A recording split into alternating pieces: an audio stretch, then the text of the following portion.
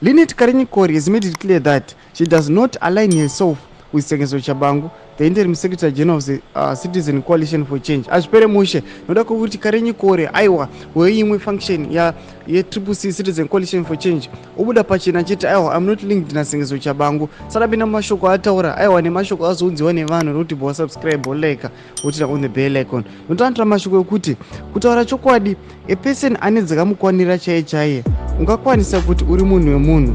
Zvandakaita ndingaita munhu waChabangu, munhu wemunhu. Waita munhu wemunhu wozodii? Munhu anoita munhu wepati se maziviro anoita kuti you belong to the party, because the moment yaunoita belong to an individual iye akadona iwe unenge wadona. Ndo mashoko anotagwa naKarenyi Kore achidismissa allegations ekuti aiwa akanga ari linked naCCC Karenyi. Saka unoona achimbindura vachimuti kunyepa vari vese. Mumwe anouya achimbotaura mashoko achiti aimbodei ipapo, mumwe anouya achitaura achiti usudukirei ivo vakatochekeresa vanhu.